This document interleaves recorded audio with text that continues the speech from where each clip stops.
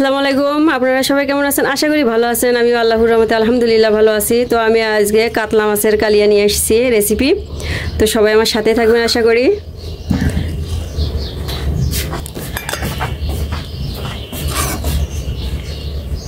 ভালো লাগলে অবশ্যই লাইক কমেন্ট শেয়ার করবেন।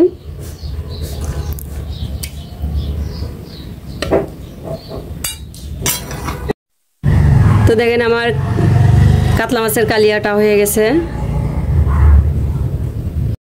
আমি আজকে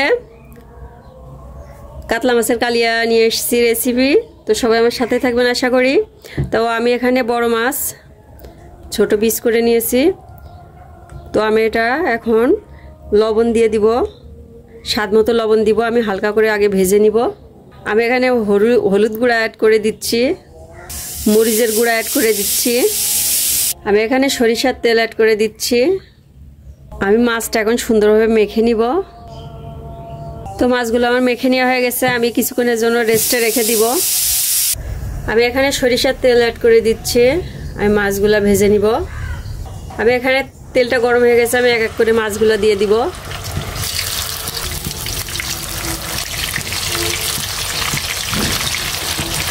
তো আমি 5টা মাছ আগে ভেজে নিব, বাদ বাকি পরে ভেজে নিব।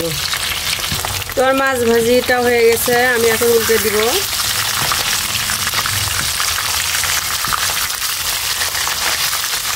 আমি হালকা ভেজে নিব, বেশি একটা কড়া করব না।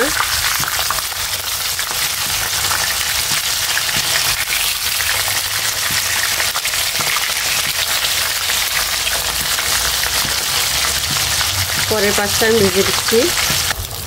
তো মাছটা আমার হয়ে গেছে। আমি এক এক করে উঠাই নিব।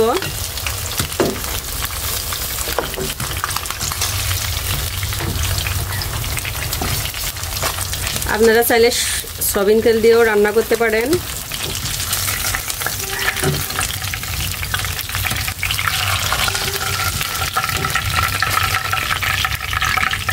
আর পরে মাছগুলো এইভাবে ভেজে নিব। তো আমি মাছ ভাজির তেলটা কিছুটা উঠায় রেখেছি, তাছাড়া অনেক তেল ছিল। তো আমি এখানে পেঁয়াজ দিয়ে দিচ্ছি। তো আমি একটু বেশি করে একটু পেঁয়াজ দিছি। আমি 2 রকম করে পেঁয়াজ দিব। আমি কিছুটা পেঁয়াজ বেটে রেখে দিয়েছি।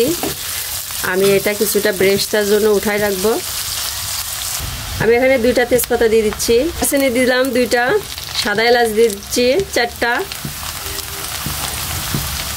আমি এখন কিছুটা পেঁয়াজের ব্রেস্তা উঠাই নিব।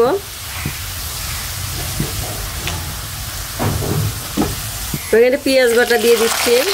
তো পেঁয়াজ বাটা দিয়ে আমি ভালোভাবে কষে নিব, তাছাড়া পেঁয়াজ বাটার গন্ধ আসে পেঁয়াজের। আমি এখানে টমেটো বাটা দিয়ে দিচ্ছি। টমেটো বাটা দিয়ে আমি ভালোভাবে কষে নিব।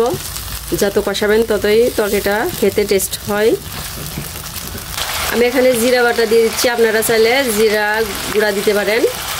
আমি সবগুলো উপকরণগুলো আমি ভালোভাবে মিশাই নিব আর ভালোভাবে কষে নিব, যাতে মশলাটার গন্ধ না থাকে। আমি এখানে গুঁড়া চিনি অ্যাড করে দিচ্ছি। আপনারা চাইলে গোটা চিনিগুলোও দিতে পারেন। তো আমি ভালোভাবে কষে নিব। তো আমি অফ ক্যামেরায় ভালোভাবে কষে নিচ্ছি, তাছাড়া ভিডিওটা বড় হয়ে যাবে, এই জন্য। আমি এখানে আদা রসুন বাটা অ্যাড করে দিচ্ছি 2 চা চামচ। ভালোভাবে আমি উপকরণগুলো কষে নিব। আমি এখানে স্বাদ মতো লবণ অ্যাড করে দিচ্ছি। আমি সব কিছু ধাপে ধাপে দিচ্ছি, দিয়ে ভালোভাবে কষে নিচ্ছি। যত ভালোভাবে কষাবেন ইনশাল্লাহ তরকারিটা খেতে অনেক টেস্ট লাগে। আমি এখানে হলুদ গুঁড়ো অ্যাড করে দিচ্ছি। তো হলুদ গুঁড়ো দিয়ে এটা আমি ভালোভাবে মিশাই নিচ্ছি।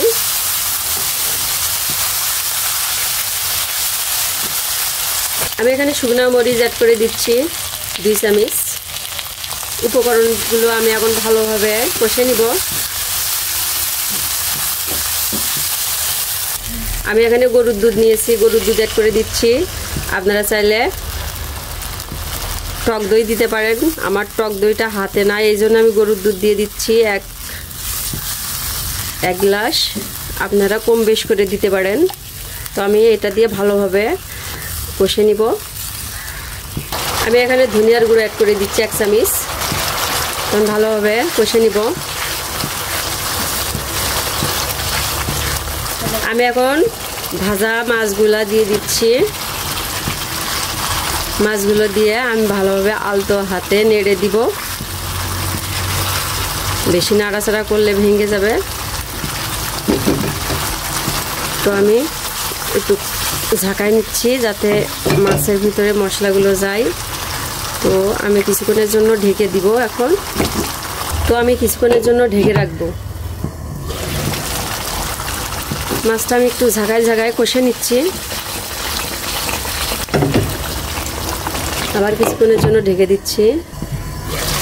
তো আমি অফ ক্যামেরায় ঝাঁকায় আমি কষে নিয়েছি মাছগুলো।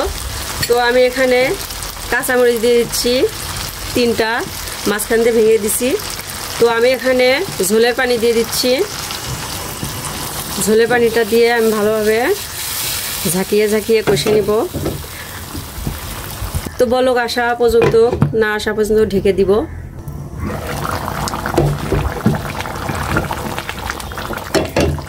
তো আমি এর ভিতরে এখন গরম মশলাগুলো অ্যাড করে দিচ্ছি।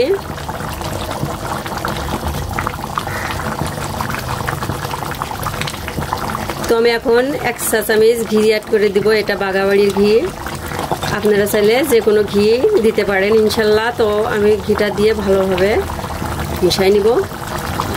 আমি সব কিছু উপকরণ দিয়ে আমি ঝাঁকায় মিশাই নিচ্ছি। তো আবারও কিছুক্ষণের জন্য ঢেকে রাখতেছি। তো আমার মাছের তরকারিটা হয়ে গেছে, আমি এখন নামাই নিব। তো দেখেন আমার কাতলা মাছের কালিয়াটা হয়ে গেছে।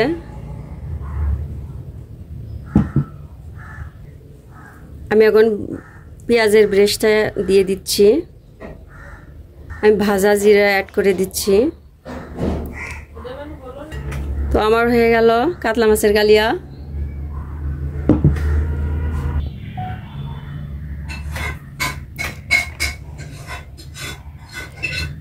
তো সবাই ভালো থাকবেন, সুস্থ থাকবেন। আসসালামু আলাইকুম, আল্লাহ হাফেজ।